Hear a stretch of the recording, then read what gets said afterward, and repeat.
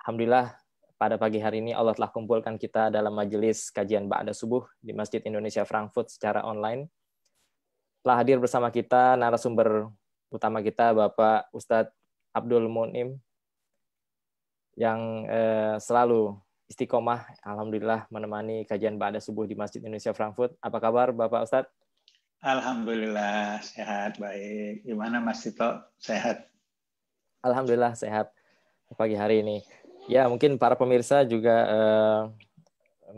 bertanya-tanya mengapa jadwal yang seharusnya diisi oleh Ustadz Afwaf hari ini diisi oleh Bapak Ustadz Abdul Munim karena Ustadz Afwaf sedang berhalangan hadir karena beliau sedang sakit. Alhamdulillah kita ada kesempatan bersama Ustadz yang juga seorang diplomat senior telah hadir bersama kita. Baik, insya Allah tema kajian kita hari ini adalah dakwah diplomat. Namun sebelum itu, mari kita sama-sama membuka kajian Ba'da Subuh ini bersama-sama dengan membaca basmalah. Bismillahirrahmanirrahim. Bismillahirrahmanirrahim. Saya Tito Prabowo dari Frankfurt, insya Allah akan memoderatori acara ini. Ya, insya Allah kita akan biasanya kajian Ba'da Subuh kita monolognya satu arah, namun insya Allah pada kesempatan kali ini kita akan coba dengan teknik yang lain dengan cara dialog bersama Bapak Ustadz Abdul Munim.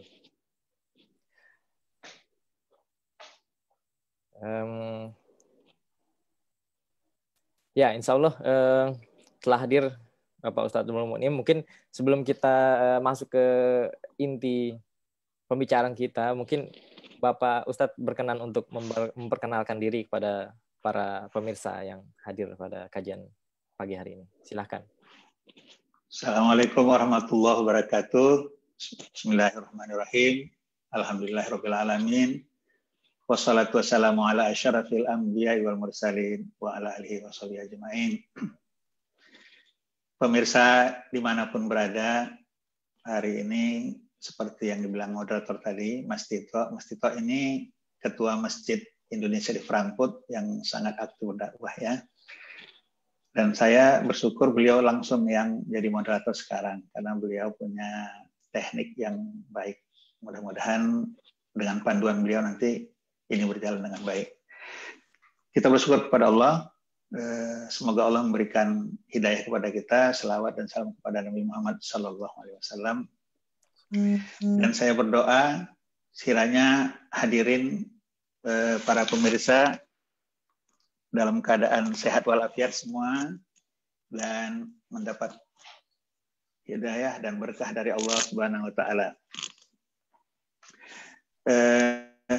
Saya ingin mengenalkan diri saya sejenak sebelum kita mulai masuk ke topik kita yang sesungguhnya.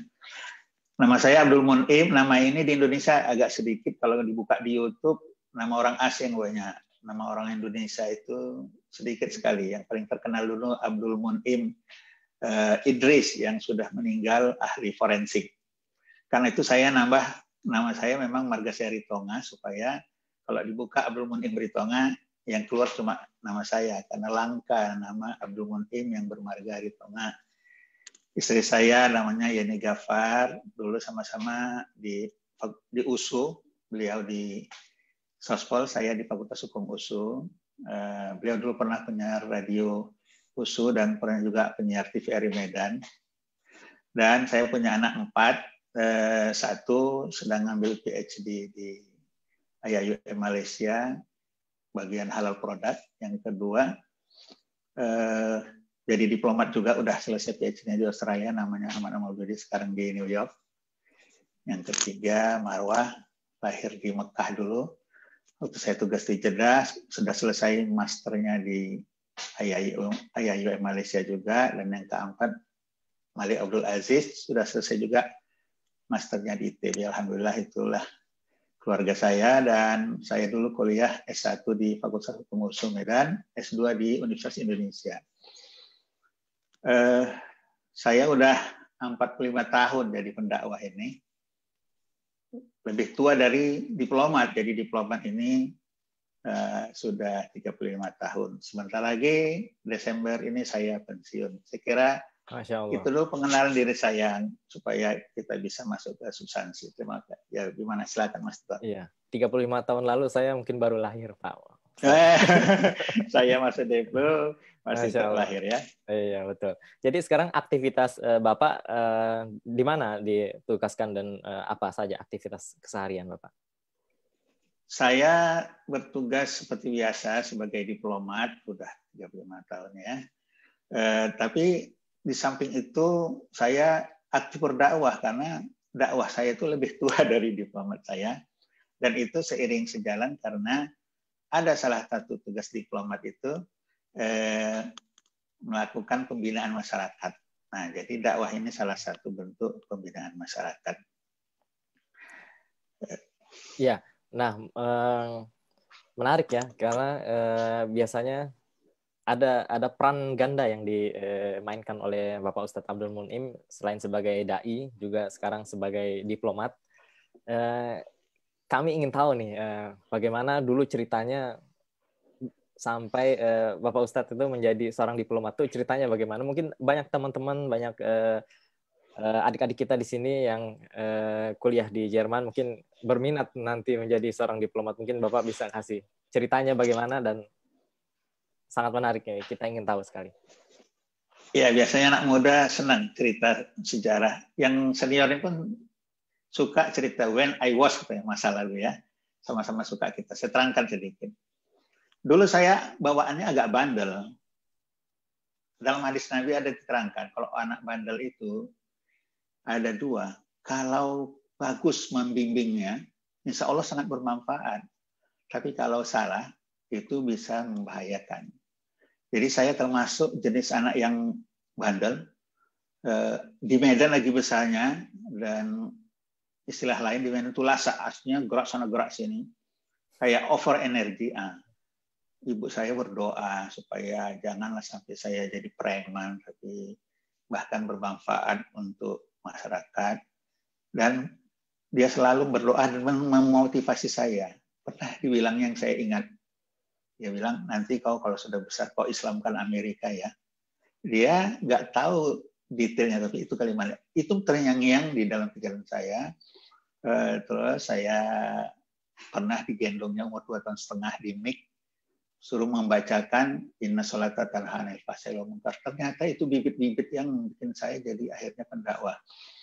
Nah, terus akhirnya proses panjang masuklah ke Departemen Fakultas Hukum USU. Menjelang akhir kuliah ada pengumuman penerimaan untuk rekrutmen Deplu. Tapi kami dulu namanya Deplu ya, sekarang namanya Kemenlu. Tapi kami belum sarjana, masih kuliah. Tapi sudah direkrut. Alhamdulillah lulus. Oh, jadi ceritanya direkrut ya Pak ya? Soalnya. Ya, namanya sistem ijon. Jadi masa kami itulah yang direkrut sebelum sarjana. Jadi kami sudah sarjana, belum sarjana dikasih beasiswa 70.000, sedangkan uang kuliah aja sedikit, nggak segitu dulu ya. Jadi saya banyak duit waktu itu. Tambah lagi beasiswa dari Super Smart saya dapat 30.000. Saya pas 100.000. Wah, saya waktu itu lumayan lah. Jadi lulus waktu itu, tapi saya aktivis musola. Apa kata teman-teman? Waduh, kami kehilangan lah. Diplomat itu biasanya di luar negeri, nanti dangsa-dangsa kerjanya. Saya bilang, insya Allah enggak. Kita harus istiqomah. Dan waktu... mohon maaf, jadi Pak Ustadz langsung setelah itu merantau ke Jakarta untuk mengikuti pendidikan sebagai diplomat ya Pak?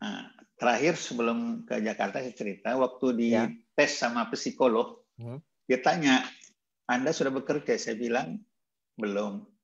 Jadi dia tahu dari gaya saya, pasti saya itu enggak semata-mata mahasiswa. Dia tanya lagi, apa pekerjaan selain mahasiswa? Saya bilang, saya dakwah. Loh, kalau dakwah ngapain masuk Deplu katanya? Anda sudah punya penggemar, itu tingkat nasional, tingkat lokal apa internasional? Saya bilang, pendakwah itu nggak ada tingkatnya. Lagi saya ke Jakarta, saya dakwah di Jakarta, gitu, lagi di Medan. Kalau gitu ngapain masuk Deplu? Nanti Anda rasakan masuk Deplu, walaupun Anda sudah tinggi, anak buah Anda paling 1-2. Saya pengalaman kalau teman-teman dari...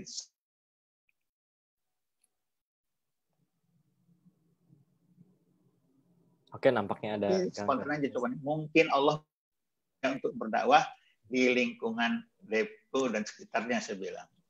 Tapi itu jawaban saya walaupun spontan teringat. Nah, karena itu saya memegang teguh kalimat itu. Terus akhirnya tanggal awal Januari 1986 saya ke Jakarta.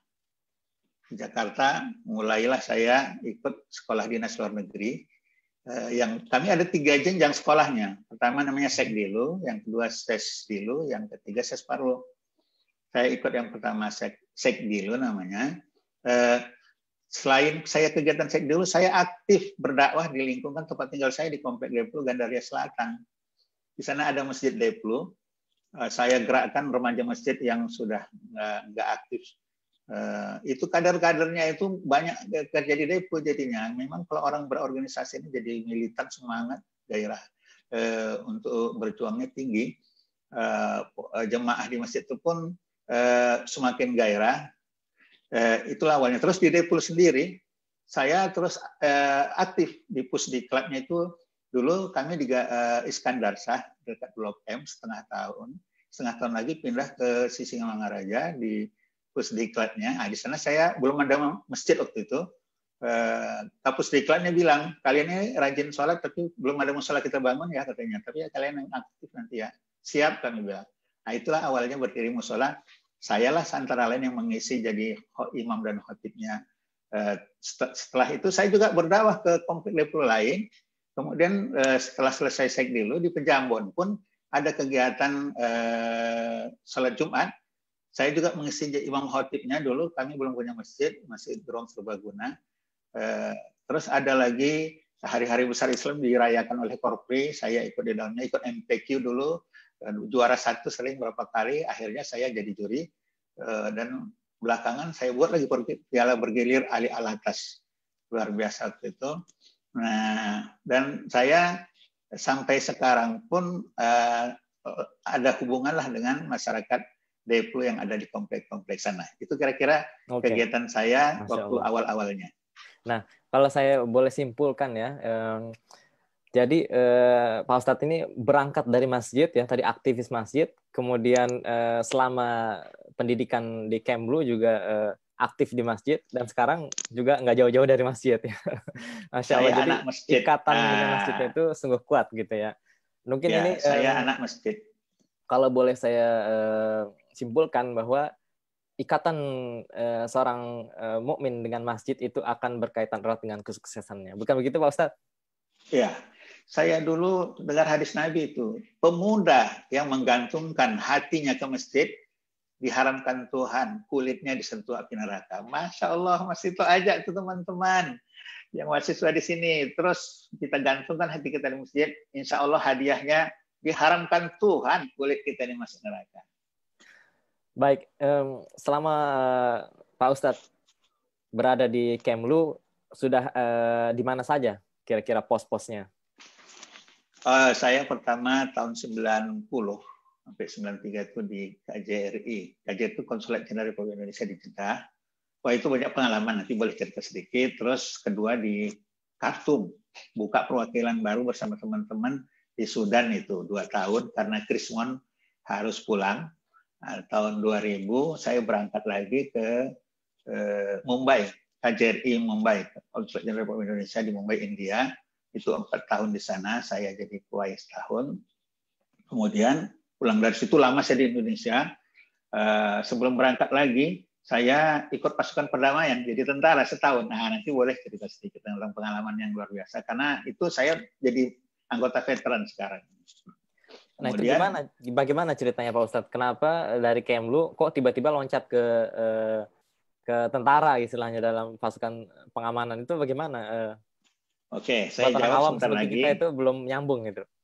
Ya, saya ceritakan sebentar lagi. Saya lengkapi dulu. Setelah dari Mumbai itu, saya ikut pasukan perdamaian. Setelah itu saya penempatan di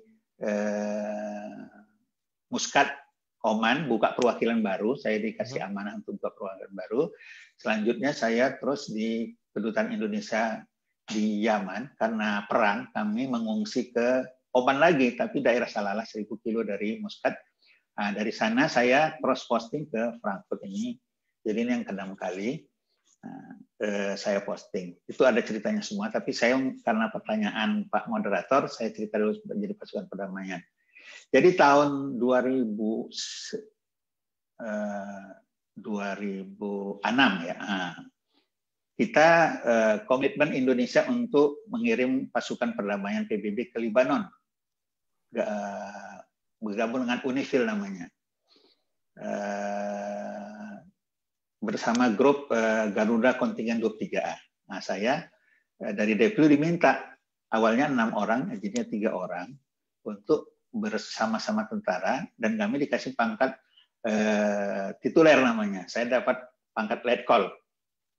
Jadi saya pernah jadi letkol setahun, tapi itu tituler, arti tituler itu hanya waktu tugas aja dipakai pangkatnya. Kalau sekarang sudah enggak lagi. Cuma anak saya membuat alamat email saya Letkol Munim, nah, jadi melekat juga letkolnya. Saya punya teman banyak tentara, dan saya orang sipil yang setahun di barak langsung di zona perang namanya, walaupun tidak berperang langsung. Luar biasa suasananya. Tapi karena saya selalu sebagai anak masjid, anteng-anteng saja, karena nanti di sana pun saya selain tugas pokok saya kerjakan, saya ikut membantu bintalnya. Jadi senang sekali komandan. Saya bilang, boleh nggak saya bantu bintalnya? Itu penting sekali. Saya kaget juga karena saya nggak tahu dunia tentara. Saya bilang, kenapa penting? Bayangkan katanya, tentara ini walaupun besar badannya, lengkap alatnya, udah latihan hebat, tapi kalau mentalnya down ketika perang, kalah katanya. Tapi kalau mentalnya kuat, walaupun badannya kecil, alatnya sederhana, itu menang. Model Napoleon dulu badannya kecil bisa ngalahkan karena motivasi yang kuat. Jadi, saudara, kalau bantu bintal, saya senang sekali karena memberi kegiatan tambahan yang baik buat kami katanya. Selama di sana, saya juga tetap berdakwah, memberikan selain tugas pokok saya kerjakan. Baru mau saya tanya, betul. Ya. Kegiatan-kegiatan Pak Ustadz selama di dalam tugas di luar negeri itu tentu pasti ada kegiatan dakwahnya ya di luar tugas-tugas dinas. Selalu. Ya. Itu apa saja itu? Tipikal kegiatan dakwah Pak Ustadz itu apa saja biasanya? Oke, saya kegiatan pertama di internal lingkungan KBRI atau KJRI dulu ya, karena apa? Pembinaan masyarakat itu termasuk juga masyarakat Indonesia dan masyarakat yang ada di kedutaan. Saya jadi khotib, jadi imam, kadang-kadang jadi penceramah untuk lingkungan keluarga KJRI, KBRI, dan masyarakat Indonesia. Saya yakin pengaruh saya besar. Jadi di KBRI pun karena saya selalu berdakwah, insya Allah hawa-hawa kebaikan itu ada, kan jadi segan orang membuat aneh-aneh. Ada temannya pendakwah di situ. Jadi saya rasakan bahwa selama saya penempatan nggak kedengaran yang aneh-aneh, baik. Tapi mudah-mudahan memang aslinya orangnya baik. Nah, masyarakat juga begitu. Walaupun saya bukan bidang penerangan, tapi tugas pokok diplomat itu ada 5 ya.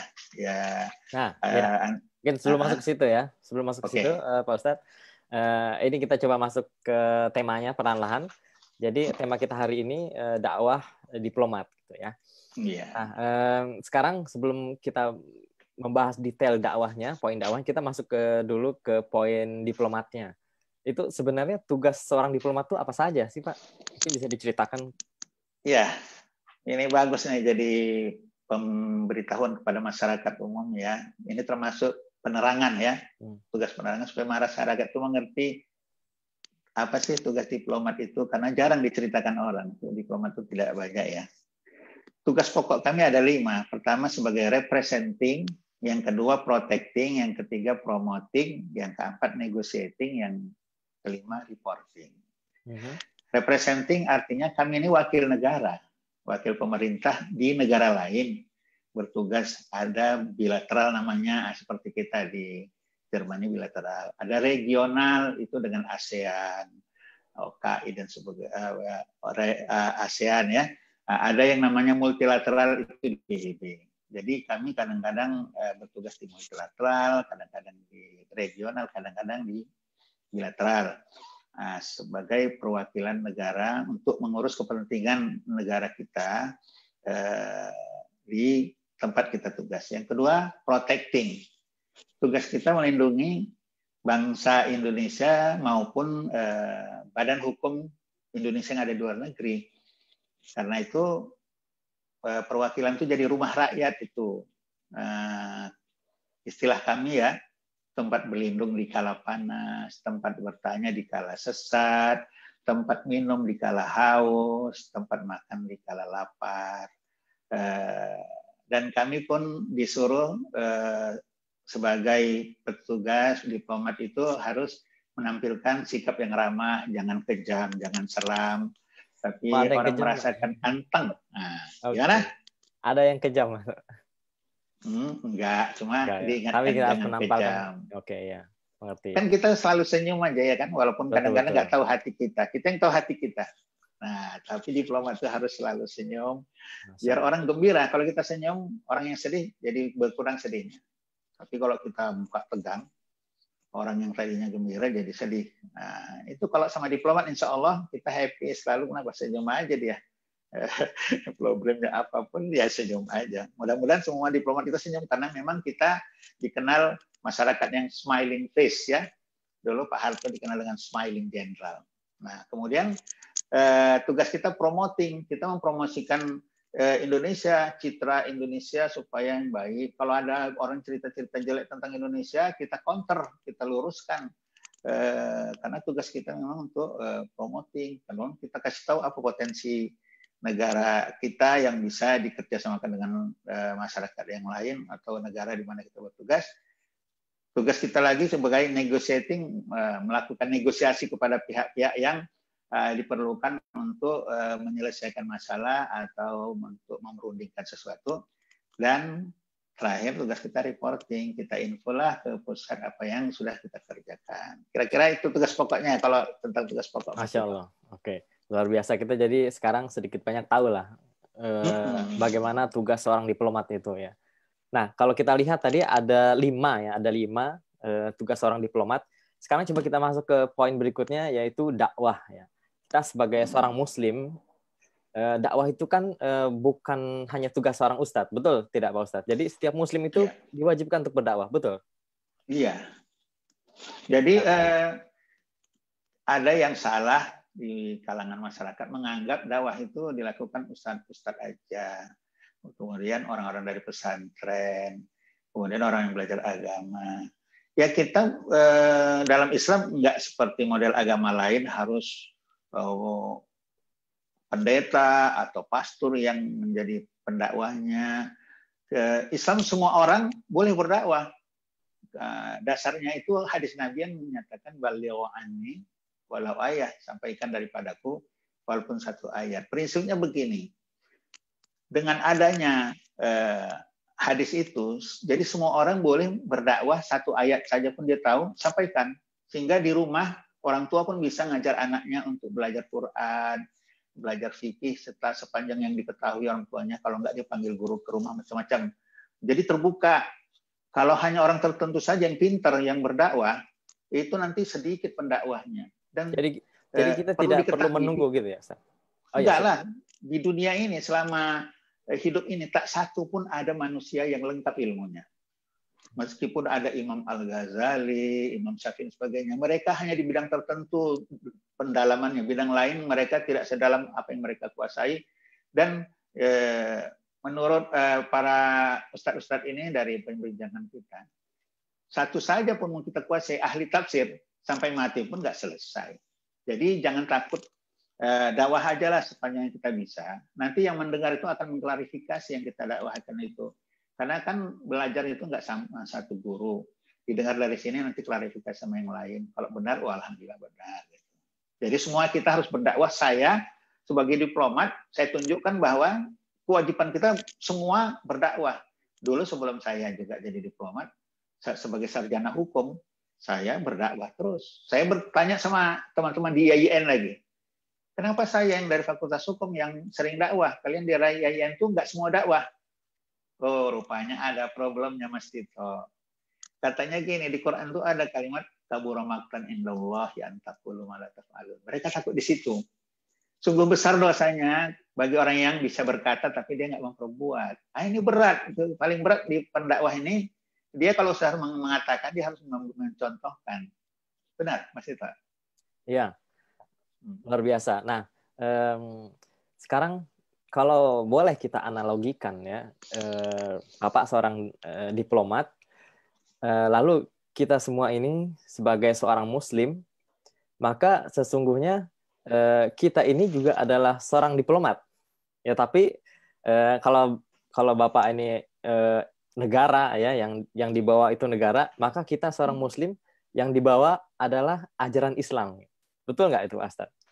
Betul. Jadi saya karena udah senior, ada yang bilang ambasador. Enggak, saya belum ambasador, saya bilang. Sudah katanya. Kenapa saya bilang? Ambasador Allah katanya.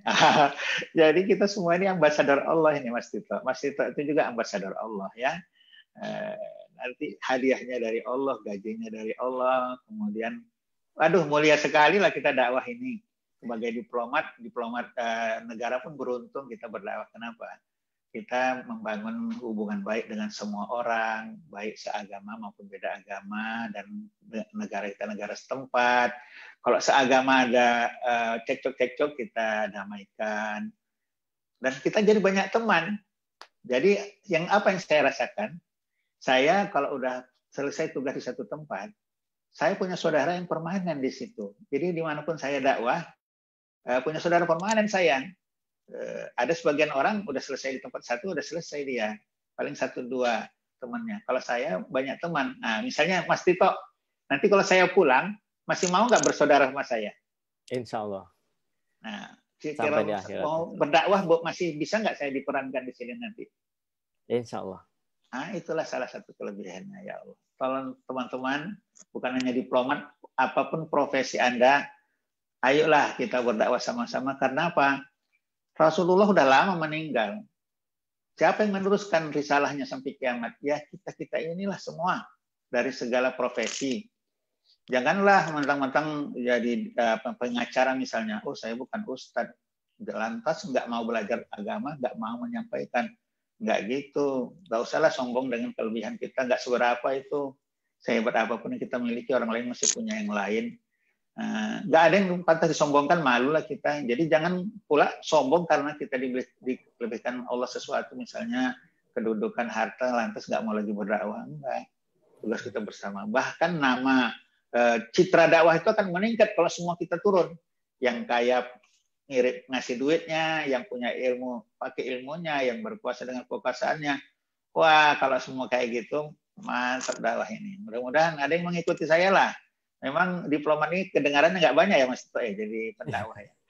Nah itu dia poinnya Pak Ustadz. Jadi misalkan kita ambil contoh ya di Frankfurt, di Eropa ini, di Jerman, contoh skup kecilnya di Frankfurt. Saya rasa di negara-negara lain di mana Islam minoritas kondisinya mirip ya, serupa. Nah, pengalaman kami ya, kalau para diplomat sebelum dikirim ke luar negeri, sebelum dikirim bertugas, maka mereka dididik, diberikan pembekalan. Sedangkan kita bahkan banyak teman-teman yang dikirim oleh orang tuanya sekolah ke luar negeri, mereka tidak dibekali ilmu agama sama orang tuanya, dan banyak dari mereka baru mengenal ilmu agama ketika mereka di luar negeri karena dia haus ya, merasakan di Indonesia ilmu Islam itu di mana-mana ditemukan, di sini sangat sulit ditemukan, sehingga dia haus akan Islam, baru dia belajar agama. Nah, jadi perbedaannya diplomat dari Kementerian Luar Negeri, mereka dibekali, sedangkan kita seorang Muslim yang dikirim, yang Allah kirimkan ke tempat di mana kita sekarang berada masing-masing, itu rata-rata kita minim bekal. Nah, ini bagaimana gini untuk agar kita dengan minim yang bekal ini tentunya kita belajar, tapi bagaimana supaya kita dengan kondisi yang ada kita tetap memerankan peran sebagai diplomat Islam. Bagaimana itu Pak Ustadz? Ya, jadi di Deplo kami dibekali ilmu diplomasi, tidak ilmu agama. Jadi orang yang punya ilmu agama bisa menggunakan agama ini sebagai alat diplomasi, khususnya untuk pembinaan masyarakat Indonesia yang Islam mengajarkan ajaran Islam, yang Kristen boleh mengajarkan agama Kristen kepada yang beragama Kristen, yang Hindu juga begitu. Karena kita ada beberapa agama di Indonesia, boleh-boleh aja, karena dengan adanya pembinaan agama ini, ya insya Allah masyarakatnya pun jadi terdidik. Tugas kami salah satunya tugas pokok kami sebagai diplomat itu melakukan pembinaan masyarakat Indonesia, Mas Tito. Jadi dakwah ini salah satu dari pembinaan masyarakat Indonesia. Saya waktu sekolah di Deplu yang jenjang ketiga namanya Sesparlo, kita terakhir disuruh membuat taskap namanya. Taskap itu tulisan akhir tugas ya. Judulnya apa saya buat?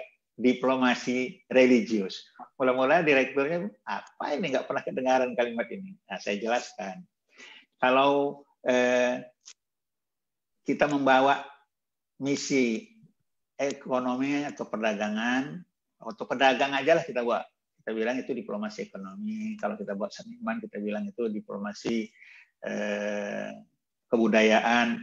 Nah, kayak saya ini suka membawa agama, nah inilah dia diplomasi religius itu. Nah, akhirnya direkturnya, oh benar, oke, silakan tulis. Nah, saya memunculkan satu istilah di Deplo, diplomasi religius. Mudah-mudahan ini jadi awal dari satu tools, alat diplomasi yang harus disadari dan dimanfaatkan.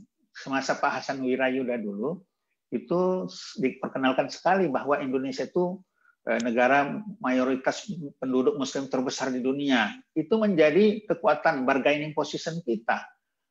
Jadi pertimbangan orang, dan itu menjadi alat diplomasi. Nah, lalu digiatkan dialog, interfaith dialog, diadakan dialog antar agama di berbagai negara, dilaksanakan oleh pemerintah kita melalui Deplu. Itu hidup dulu sehingga terjadi kerukunan beragama. Karena gini, antar umat beragama ini kalau nggak ketemu, nggak ngobrol, kadang-kadang saling curiga. Tapi kalau udah ngobrol, saling meyakini, memahami, rupanya semuanya baik-baik aja. Tidak ada saling dendam. Orang Islam nggak dendam sama agama lain pun nggak dendam sama Islam. Tapi kalau nggak jumpa, apalagi membisik-bisikin kita salah. Kenapa umat Islam sering dikesankan negatif? Karena orang yang terkesan negatif sama Islam mendapat informasi yang salah tentang Islam.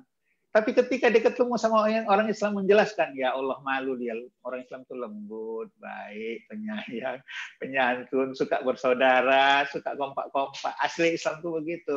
Jadi banyak sekali memang orang akhirnya bahkan bukan hanya simpati sama Islam, masuk Islam dia jadinya karena setelah dapat penjelasan bagaimana Islam itu sesungguhnya.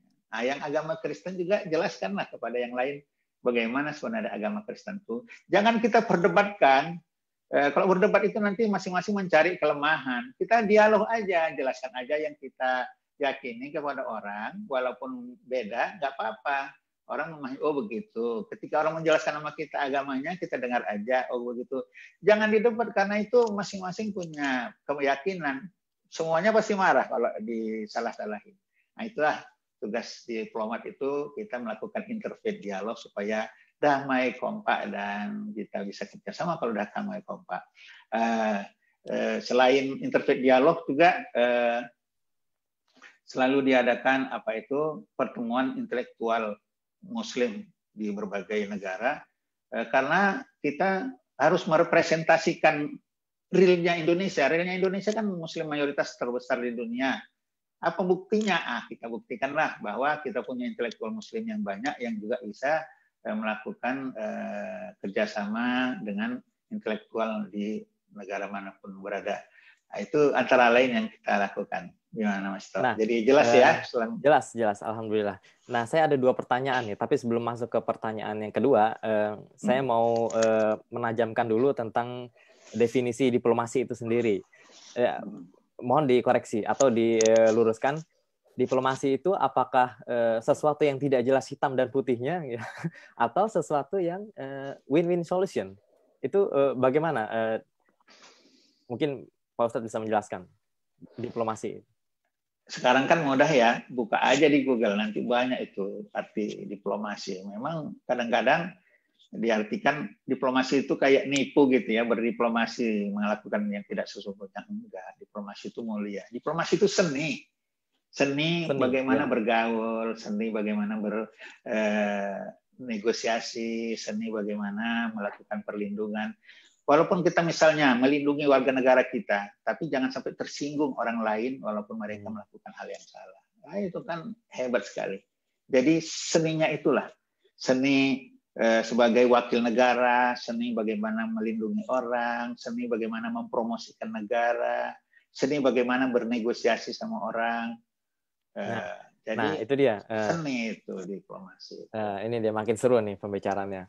Nah, begini nih Pak Ustadz ya. Dalam ilmu psikologi, saya membaca sebuah referensi, sesuatu yang tidak dikenal, maka manusia akan cenderung menghindarinya, atau takut kepadanya, atau tidak menyukainya. Kita ambil objeknya Islam ya. Islam di Eropa, untuk orang-orang Eropa, orang-orang Barat, mereka tidak tahu Islam itu apa ya. Pernah satu ketika pengalaman kami, kita sholat, kemudian dilihat oleh teman-teman pekerja, mereka kira kita itu agamanya Buddha, karena kita sambil ruku, sujud, ternyata setelah ada dialog mereka baru paham, oh inilah Islam itu seperti itu sholatnya. Nah, jadi dari pandangan atau perspektif orang Barat, banyak dari mereka yang belum tahu Islam itu seperti apa, sehingga mereka takut gitu ya, menghindari. Dan itu satu sisi. Kemudian sisi yang lain, kita sebagai Muslim juga kadang-kadang kita nggak tahu bagaimana respon orang Barat terhadap Islam, sehingga karena ketidaktahuan itu cenderung ya saya melihat banyak Muslim takut untuk menunjukkan identitasnya bahwa dia seorang Muslim.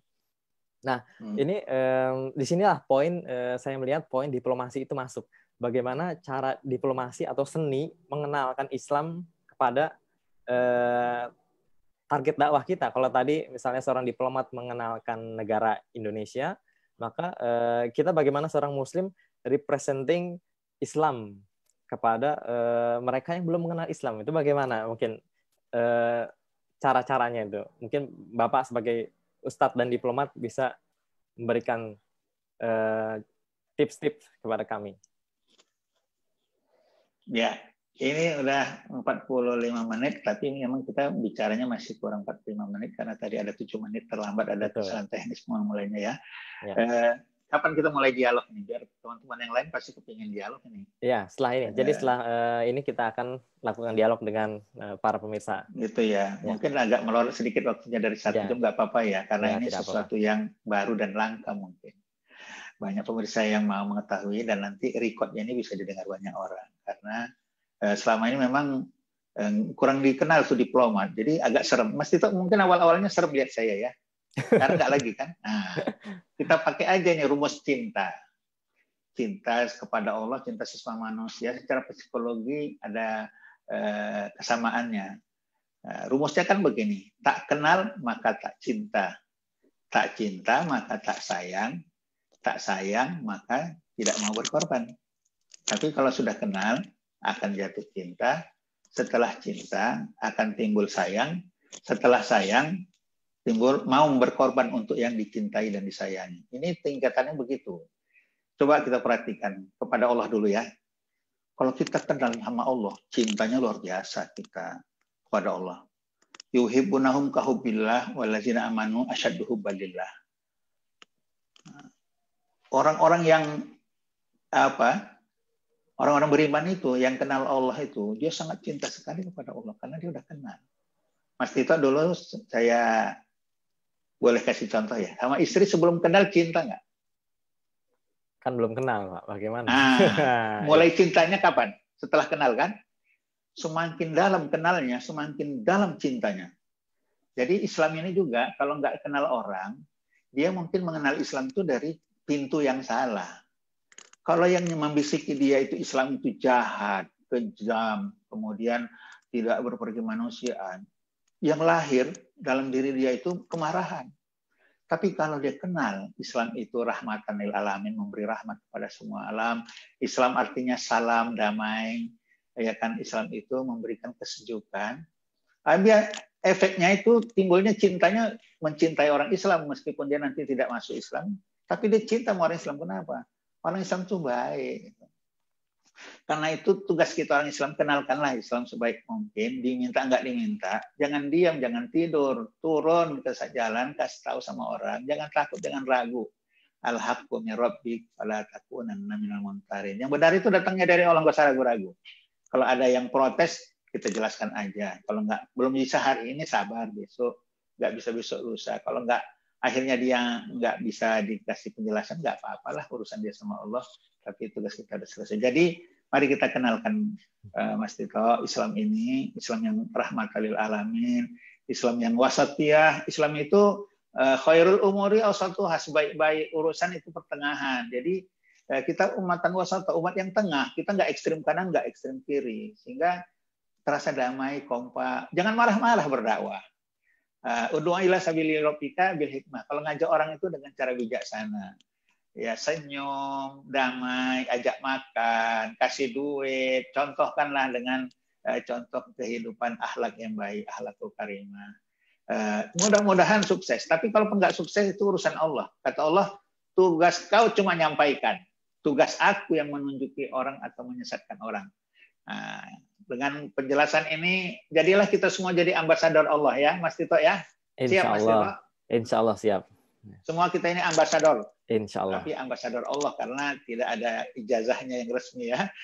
Ijazahnya insya Allah dari Allah. Insya Allah. Jadi istri saya sekarang alhamdulillah ya, dia itu sourceful dia, penyiar TV dia, tapi sekarang jadi pengajar baca Quran dia. Dengan adanya COVID ini, hikmahnya dia ngajar pakai HP sekarang.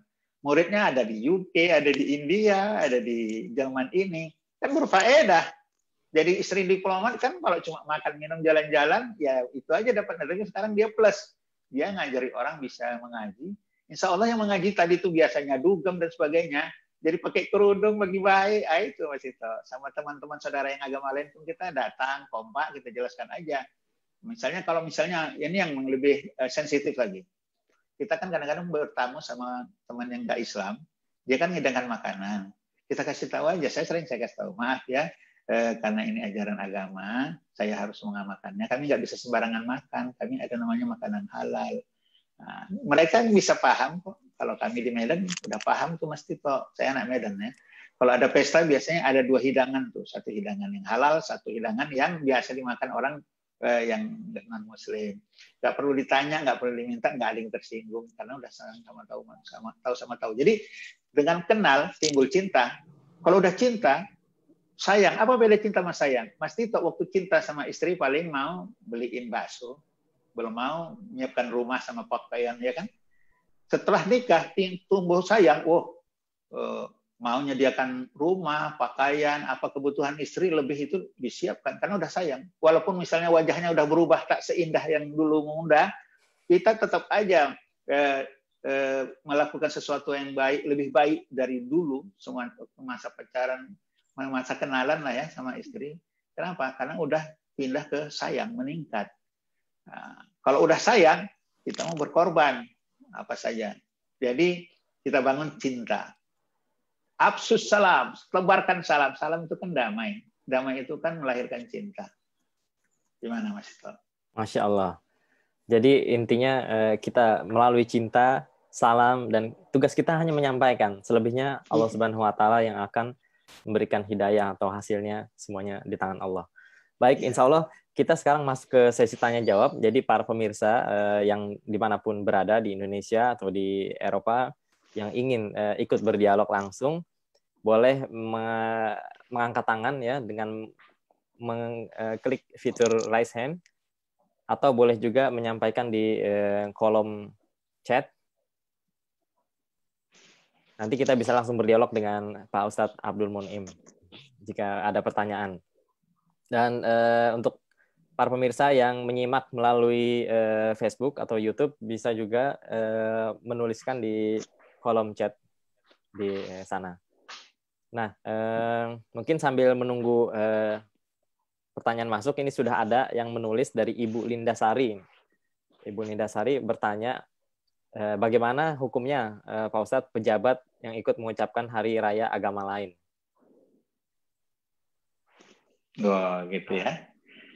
Ini keluar dari tema kita ini, tapi nggak apa-apa. Ini ada kalau dikaitkan ada. Jadi mengucapkan selamat hari raya kepada agama lain itu ulama berbeda-beda pendapat. Tapi kalau kita merujuk ke pendapat Majelis Ulama Indonesia sejak Buya Hamka dulu, dia mengatakan udahlah urusan agama masing-masing saja. Jadi kita nggak perlu mengucapkan selamat ke agama lain. Agama lain pun kalau nggak mengucapkan selamat kepada kita nggak apa-apa. Kalau urusan yang lain kita boleh kerjasama. Kenapa alasannya seperti ini?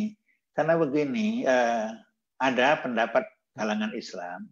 Kalau kita mengucapkan selamat itu bukan sekedar basa-basi mengucapkan selamat. Kita termasuk memberikan meyakini bahwa agama dia juga seperti kita yakini benar gitu. Tapi dalam prinsip Islam, yang benar itu ya agama Islam. Itu nggak apa-apa, karena orang Islam meyakini agamanya. Nanti kalau agama lain meyakini agamanya benar, yang lain nggak benar, nggak apa-apa. Karena itu memang prinsip dalam keyakinan beragama menunjukkan kita sangat yakin kepada agama kita. Nah, jadi biarlah kita dengan agama kita masing-masing, kita nggak usah ngajak ke agama kita, orang pun jangan mengajak kita ke agama dia. Kecuali ada kesadaran masing-masing kepingin pindah agama itu urusan masing-masing lah. Tapi kalau agama dalam Islam sejak awal sudah dijelaskan kok lakum dinukum waliyadin itu kan kalau dilihat sejarahnya kenapa sampai turun begitu. Rasulullah pun pernah diajak dulu sama yang tidak Muslim, ayo gantian aja lah kita biar kita damai kompak hari ini kami ngikutlah sama Islam sama-sama. Nanti habis itu orang Islam ikut ke kami. Kalau begitu nanti nyampur, nggak jelas. Sedangkan agama ini harus jelas membedakan mana agama Islam, mana nggak Islam, harus jelas. Jadi nggak mencampur baru, nggak membingungkan. Nah, karena itu bagi yang meyakini bahwa kita nggak usah mengucapkan selamat ke agama lain, nggak usah lah, itu masalah kecil itu. Masalah besar itu masalah kemanusiaan. Jangan sampai kalau ada yang nggak makan dibiarkan, walaupun berbeda agama, tolonglah bantu untuk kesehatan, untuk pendidikan, itu yang lebih penting. Kalau ucapan selamat-selamat ini kan hanya pelengkap aja, nggak usahlah kita berhenti di urusan ini. Bagi yang mau itu dengan keyakinannya, dengan dalilnya, silakan nanti bertanggung jawab dunia akhirat. Bagi yang nggak mau juga ada alasan, ada dalilnya, bertanggung jawab dunia akhirat. Tapi kita nggak usahlah dalam hal yang kecil-kecil gini kita ributkan, kita masalahkan. Udahlah yang lain aja kita pikirkan. Jangan sampai ada saudara kita yang nggak makan walaupun beda agama dibiarin. Jangan sampai ada yang tidak berpendidikan walaupun beda agama dibiarin. Jangan. Untuk urusan dunia kita tolong menolong. Tapi kalau urusan akhirat, udah kita biar aja berbeda. Kan nggak mesti sama. Di dalam negara kita kan ada istilah bineka. Bineka tunggal ika. Kenapa ada bineka? Karena memang kita dalam hal tertentu berbeda. Biar aja lah kita berbeda. Saya diplomat memilih perbedaan profesi ya kan. Janganlah dimarahin karena saya bukan pengusaha. Biarlah masing-masing memilihnya. Tapi kita tetap bisa seiring sejalan dalam perbedaan. Saya kira ini udah bisa jawab ya. Iya, jadi mudah-mudahan bisa menjawabnya bahwa itu ada yang lebih esensial daripada sekedar ucapan. Bahwa pelayanan itu yang terasa itulah yang lebih penting daripada sekedar ucapan. Berikutnya ada pertanyaan nih dari Ibu Tami Asti. Ingin bertanya Ustadz, apa tantangan terberat dakwah diplomat? Bagaimana menjaga idealisme ketika sekeliling kita heterogen? Silakan Ustadz. Iya, saya juga pernah ditanya teman. Sulit sebenarnya karena diplomat ini kan pindah dari negara ke negara satu, negara lain, bertemu dengan orang yang berbeda budaya, bangsa, ya kan bahasa, multikultural, multi keyakinan, tapi semakin sering kita melakukan kegiatan yang berbeda-beda ini, semakin punya keahlian, keterampilan kita menghadapinya. Kuncinya begini, jangan gampang bereaksi. Kita harus selalu beraksi. Beraksi itu artinya kalau kita baik, kita ajarkan yang baik, kita ajarkan yang baik, tapi jangan selalu bereaksi. Kalau kita bereaksi, kita mudah marah kadang-kadang. Padahal satu aksi yang memancing reaksi kita itu kadang-kadang cuma pancingan orang aja. Jadi kita jadi nggak stabil. Karena itu selalu beraksi, ya kemudian selalulah memahami orang lain sehingga kita kuat. Gampang lah. Bisa nggak akhirnya kita menjadi orang kayak orang sufi? Lambat marah, cepat memaafkan. Masya Allah. Ingat-ingat kesalahan kita, lupakan kesalahan orang. Ya kan? Kalau kita jumpa orang, duluan menegur orang, jangan nunggu ditegur orang. Kalau kita salaman, duluan kita menyelamatkan orang, mengulurkan tangan kepada orang, jangan nunggu orang mengulurkan tangan sama kita. Nah, kalau begini kita cara bergaul, nggak ada masalah. Dan kita harus istiqomah namanya ya, istiqomah. Maaf sebentar, ini listriknya udah mau habis, terlupa sih ngidupin.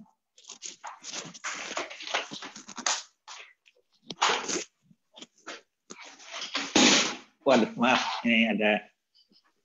Baik, sambil menunggu Pak Ustadz men-charge kembali device-nya, mungkin bagi Bapak Ibu yang ingin bertanya, masih kita berikan kesempatan, insya Allah pada kajian pada subuh hari ini. Jangan lupa untuk subscribe selalu channel YouTube Masjid Indonesia Frankfurt, like fanpage Masjid Indonesia Frankfurt.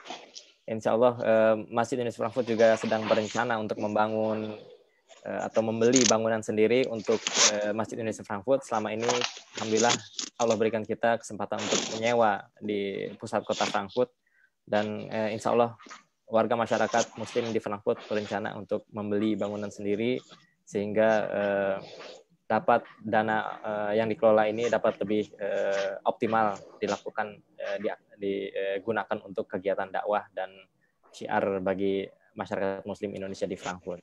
Siap, lanjut. Baik, mungkin Pak Ustadz bisa nyalakan kembali kameranya.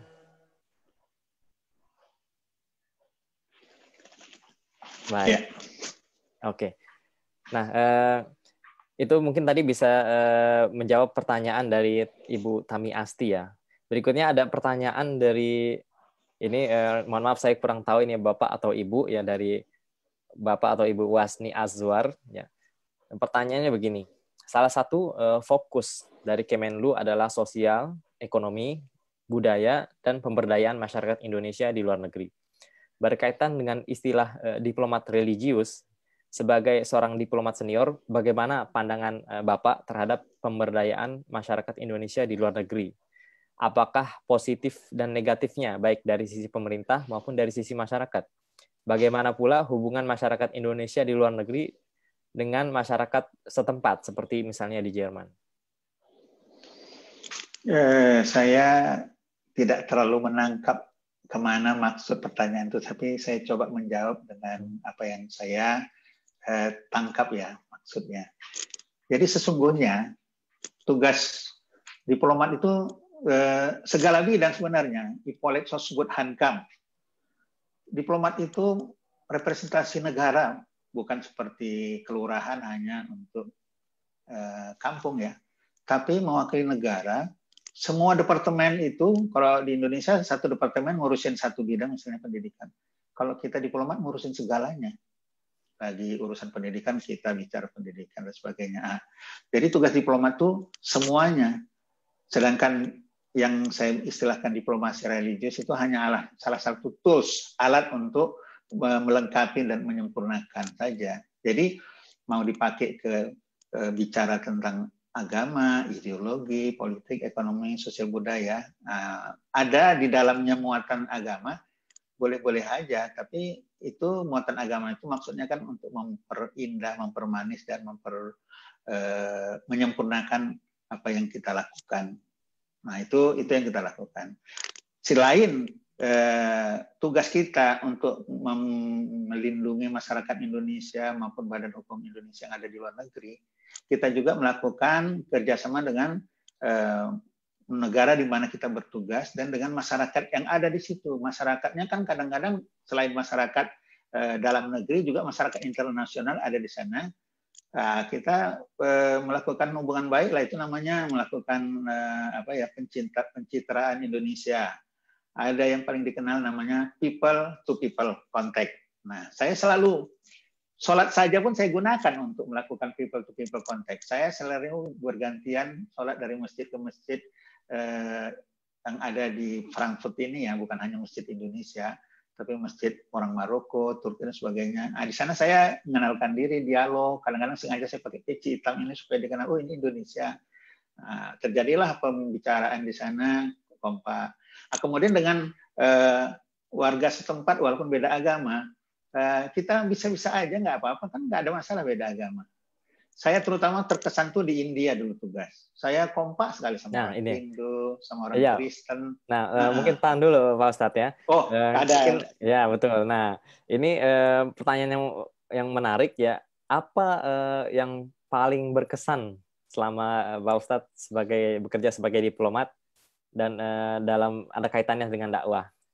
Nah, itu mungkin bisa dilanjutkan tadi ceritanya tuh. Oke, jadi saya cerita ya, nanti cerita tentang bagaimana sama orang yang beda agama, beda bangsa, tapi kita oke-oke aja karena memang tugas kita untuk membangun perdamaian dunia ya kan, sesuai dengan politik luar negeri itu ya, ikut serta melaksanakan perdamaian dunia. Nah, jadi kalau tanya terkesan waktu di Jeddah, kesan saya itu pertama saya pernah masuk Ka'bah. Astito, banyak nggak orang pernah masuk Ka'bah nggak ya? Sedikit sekali ya. Sedikit ya. Orang istimewa biasanya, Ustaz. Iya, jadi saya ada kesempatan. Nanti ada cerita sendiri itu. Saya ulang tahun aja dulu karena tinggalnya di Jeddah. Saya kunjungi Masjid Nabawi, ziarah ke makam Rasulullah untuk merayakan ulang tahun saya. Jadi ada orang nggak setuju dirayakan ulang tahun, tapi saya ulang tahun maupun saya rayakan tujuannya untuk kebaikan juga. Nah, saya ziarah ke makam Rasul. Banyak sekali lah di sana saya mendaki Jabal Nur, Jabal Sur, kemudian di Arafah, di Mina, banyak kali ceritanya, tapi nggak mungkin diceritakan di sini karena saya dulu tugasnya protokol mendampingi pejabat-pejabat, banyak sekali kenangan. Dan anak saya lahirnya di Mekah satu, yang nomor 3 namanya pun Marwah. Kemudian saya di Sudan, kesannya luar biasa. Sampai sekarang saya punya hubungan baik sama orang Sudan. Anak saya sekolah di sana. Orang Sudan tuh ramah tamah, baik budi, terkenal di orang Sudan itu sangat santun, baik. Tapi kalau kita belum kenal, kita kadang-kadang ngeri juga lihat orang Sudan. Entah apa ngerinya, karena nggak kenal. Nah, kemudian pindah saya ke India. Saya rasa, waduh India gimana ya, banyak orang Hindu, dengarnya suka berantem Islam sama Hindu. Tapi kalau kita di sana tidak. Saya cuma di India lah pengalaman yang luar biasa. Waktu saya menjelang pulang, 16 kali saya diperpisahkan di tempat yang berbeda. Nah, di sana saya sering jalan-jalan sama teman yang beragama Hindu, beragama Kristen. Kompak kami ke puncak sama-sama. Saya sering diundang ceramah sama kaum Muslim India, bukan ceramah, jadi imam. Di sana terkenal sekali itu iftar party. Jadi ada namanya Islam Gymkhana di satu tempat 3 sampai 3 ribuan itu jemaahnya. Gubernurnya waktu itu kebetulan Islam. Saya diminta jadi imam. Nah, diumumkan sama mereka yang memimpin sholat kita hari ini konsul dari Indonesia. Nah, setelah selesai sholat apa komentar orang? Inilah yang namanya diplomasi agama itu katanya. Sedikit kalimatnya yang memimpin sholat kita konsul dari Indonesia. Tapi yang ada di pikiran kami benar. Muslim Indonesia itu terbesar di dunia dan konsulnya bisa jadi imam. Nah, itu citra yang terbentuk. Kemudian kita bisa jalan seiring sama agama yang berbeda. Itu pun menjadi kesan yang terbentuk. Kenapa? Kita bisa damai kompak, kok nggak ada masalah perbedaan agama. Karena masalah keyakinan masalah masing-masing. Tapi masalah pergaulan kita bisa bersama. Kita selalu bisa bersama membangun, menunjukkan sama orang kita bisa bersama dalam perbedaan. Enak sekali, indah sekali. Dan saya sering diundang untuk memberikan award. Tidak berdasarkan agama. Di sana kalau banyak bintang film di sana, saking kan banyaknya pemberian award itu sering. Jadi saya sering juga diundang untuk ngasih award sama bintang film. Pernah itu. Datang saya di sana. Nah, kemudian kalau haji mau berangkat pergi dan pulang mau disambut, saya juga diundang untuk baca Quran. Kita diplomat ini kan tugas kita bukan jadi pendakwah kepada umum. Tugas kita pembinaan masyarakat Indonesia. Jadi terhadap hubungan ke masyarakat umum kita cuma saya nggak dakwah. Tapi kalau sekedar jadi imam boleh. Tapi kalau pidato dakwah nggak. Kenapa? Kita diplomat bukan pendakwah. Bergaul memang tugas kita, bergaul, membangun citra Indonesia memang tugas kita. Jadi, waduh, terkesan sekali waktu di India. Kemudian di mana lagi ya? Di Oman saya buka perwakilan di sana. Sama masyarakat Indonesia saya kompak sampai sekarang punya hubungan baik. Kemudian sama masyarakat setempat saya juga rajin iftar party dari masjid ke masjid. Jadi kalau puasa hari ini saya buka puasa di masjid ini, pindah lagi. Nah, di situ saya gaul sama orang setempat, sama orang-orang asing yang duduk di situ, saling mengenalkan Indonesia. Jadi sebenarnya membantu sekali kegiatan diplomasi ini dengan menggunakan agama sebagai alatnya. Misalnya lah saudara kita yang beragama Kristen ditugaskan di Vatikan. Itu jadi senang mereka. Kenapa? Sama bahasanya, sama cara pandangnya. Nah, ketika diplomat kita ditugaskan di Jeddah, jangan yang agama Kristen, yang ustadz-ustadz dikirim sana supaya bahasanya sama juga. Nah, itulah diplomasi yang ada kaitannya dengan agama, sehingga terjadi keteduhan, kedamaian. Ketika kita sama agamanya, ikatan emosionalnya tinggi sekali. Ketika kita berbeda agamanya, tingkat toleransinya tinggi sekali. Jadi kita sesuaikan aja lah. Makanya jadi diplomat itu enak semua, Mas Tito. Masya Allah. Kalau saya ceritakan banyak sekali lagi. Saya jadi tentara setahun itu ya sebagai orang sipil, wah luar biasa. Tapi saya di sana, selama di sana, saya membuat 2 buku.